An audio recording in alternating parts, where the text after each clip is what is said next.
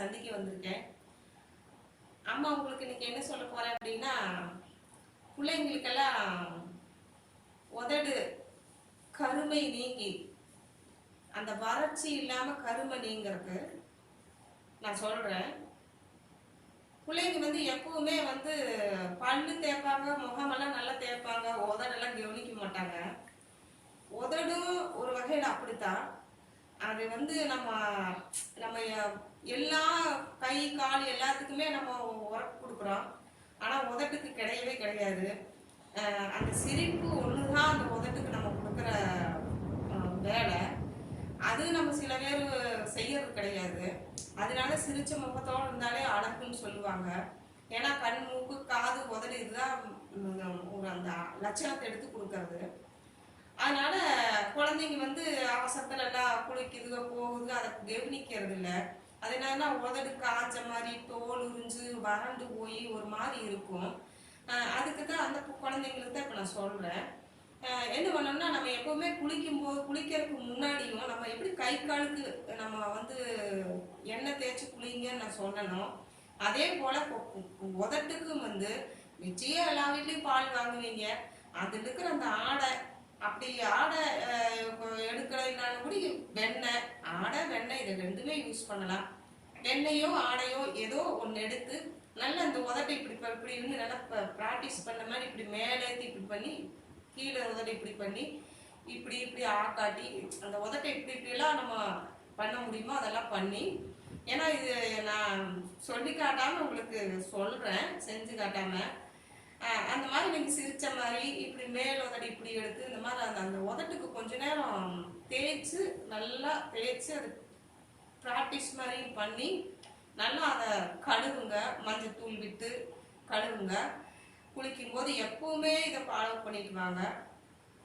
அதுக்கப்புறம் நான் சொல்றது வந்து, இப்பெல்லாம் பிள்ளைங்க எல்லாம் சர்வசாதாரணமா இந்த லிப்டிக்கு அது இதுன்னு போட ஆரம்பிச்சுங்க. முதல்ல எல்லாம் கூச்சப்பட்டு பிள்ளைங்க அதெல்லாம் போட மாட்டாங்க.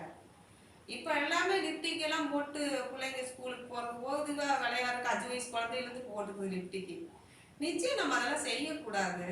அது ஏன் நம்ம தவறுன்னு செஞ்சு எல்லாம் செய்யறீங்கன்னு தெரியல. இருந்தாலும் நீங்க அதுல இருந்து விடுபட்டுருங்க. அது நமக்கு வேண்டாம். நீங்க போடுங்க, அழகா இருக்கணும்னு நினைக்கிறது தவறு கிடையாது. அதை நம்ம இயற்கையா நமக்கு ஒரு பாதிப்பு இல்லாத அளவுக்கு பொருள்களை வச்சு நம்ம பண்ணிக்கலாம்.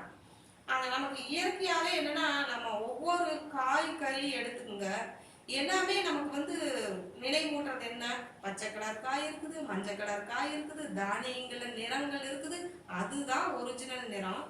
அது மாதிரி நீங்க வந்து தக்காளி பழம், உதடு கிளீன் பண்றதுக்கு தக்காளி பழம், அப்புறம் வந்து நீங்க மோர், இதெல்லாம் இப்படி தொட்டு தொட்டு இப்படி நீங்க வந்து அதை கிளீன் பண்றதுக்கு வச்சுக்கலாம். இப்ப நம்ம கிளீன் பண்ணிட்டு போனா இருந்தாலே நம்ம உதடு வந்து இயற்கையாவே நமக்கு வந்து அந்த வறட்சி இல்லாம அந்த நிறம் கொடுத்துரும். அது போக வேணும், எக்ஸ்ட்ரா வேணுங்கிறவங்களுக்கு தான் நான் மத்தது சொல்ல போறேன். இதெல்லாம் நீங்க இப்படி பண்ணிட்டீங்கனாலே பண்ணிட்டு அதுக்கு அடுத்தபடி பாத்தீங்கன்னா பீட்ரூட் நீங்க இரவு நேரம் கூடி நான் சொன்ன மாதிரி வெண்ணெய் வச்சு நல்லா தேய்ச்சி கழுவிட்டு அப்புறம் மஞ்சள் போட்டு கழுவிட்டு உதட்ட நீங்க கண்டிப்பா நீங்க யாருமே கிளீன் பண்றது இல்ல, இதுதான் உண்மை. இன்னும் அப்படி பண்ணுங்க. இதெல்லாம் பண்ணி இயற்கையா நமக்கு நிறம் வர மாதிரி பாத்துக்குங்க. செயற்கையா கொஞ்சம் கிடைக்கிறதெல்லாம் நமக்கு வேண்டாம். படுக்க போகும்போது எப்பவுமே வெண்ணெய் ஆடையோ இல்ல ஆடையோ இல்லைன்னா மோரோ அதுக்கு மஞ்சள் தூள் விட்டு இந்த மாதிரி எல்லாம் நல்லா உதட்ட பண்ணி இப்படி பண்ணி மேல உதட்ட இப்படி பண்ணி சைடுகள் இந்த கடவாக்கட்டையெல்லாம் கண்டிப்பா பண்ணுங்க.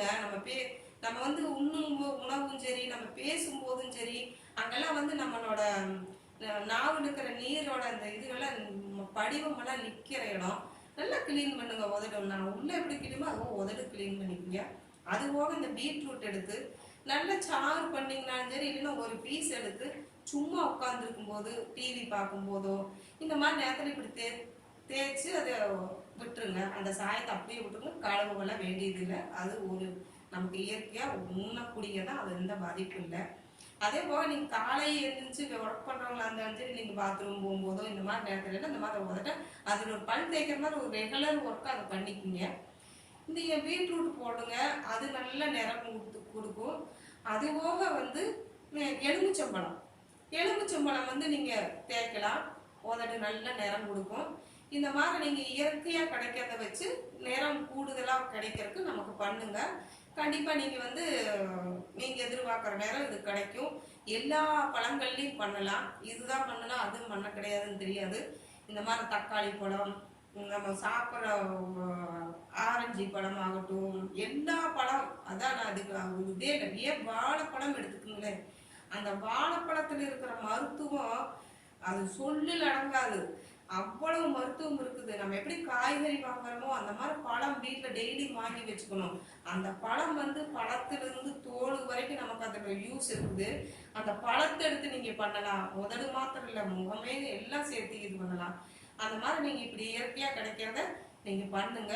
நீங்க ஒர்க்குக்கு போயிட்டு வந்தாலும் சரி, ஸ்கூலுக்கு போயிட்டு வர பிள்ளைங்களா இருந்தாலும் சரி, சாயங்காலம் கை கால் மூஞ்சி கழுவி இந்த மாதிரி நான் சொன்ன மாதிரி அந்த இது போட்டு உதட்ட கழுவிட்டு நீங்க ரெஸ்ட்ல இருக்கும் போதோ இல்லை நீங்க ஹோம்ஒர்க் பண்ண படிக்கும் போதும் கூட நீங்க இதை தேய்ச்சி விட்டு நீங்க படிக்கலாம். இப்படி பண்ணுங்க. நல்லா அழகா உதடு உங்களுக்கு நிறம் கொடுக்கும். அழகா இருப்பீங்க பார்க்கறதுக்கு. அப்புறம் வந்து நீங்க வந்து இந்த எலுமிச்சம்பழத்துல கொஞ்சம் சர்க்கரை போட்டு நல்லா இப்படி கலக்கி அந்த சாறு எடுத்து நீங்க மேல அப்ளை பண்ணி விட்டீங்கன்னா அது நல்ல நிறம் கொடுக்கும். அது போக நீங்க கடுகு எண்ணெய் யூஸ் பண்ணலாம். இப்படி ஒவ்வொரு நாளைக்கும் ஒன்னொன்னு அம்மா சொல்றது. கடுகெண்ணெய் ஒவ்வொரு நாளைக்கு போடுங்க. எலுமிச்சம்பழம் சர்க்கரை விட்டு ஒரு நாளைக்கு போடுங்க. இந்த இது போடுறதுக்கு முன்னாடி அந்த பால் ஆடையில நான் தேய்ச்சி மஞ்சத்தூள் போட்டு நல்லா கழுவிக்கு சொல்லிட்டேன். அதுக்கப்புறம் நீங்க இதெல்லாம் போடுங்க. அது போக நம்ம வீட்டுல என்ன காய்கறி இருக்குதோ, பழம், எந்த காய்கறி நம்ம கிட்ட இருக்குதோ, பீட்ரூட்டோ, இந்த மாதிரி ஒரு ஆரஞ்சு பழம், வாழைப்பழம், ஏதோ ஒரு பழம் கண்டிப்பா நம்ம வீட்டுல இருக்கும். அது இல்லாத பட்சத்துல எலுமிச்சம்பழம் இருக்கும். இந்த மாதிரி ரெகுலரா நீங்க பண்றதுக்கு இந்த மாதிரி பண்ணிக்கோங்க. தக்காளி பழம் நம்ம வீட்டுல இல்ல பண்ணலங்கிற எல்லாம் இருக்காது. கண்டிப்பா நம்ம வீட்டுல இருக்கக்கூடிய பொருள்கள் தான் இதெல்லாம். கண்டிப்பா நீங்க இதெல்லாம் பயன்படுத்துங்க. நீங்க நம்ம வீட்டுல இருக்கிறத வச்சே நம்ம அழகாவும் மகிழ்ச்சியாகவும் இருக்கலாம். இனி அடுத்த ஒரு நல்ல வீடியோல அம்மா உங்களை சந்திக்கிறேன்.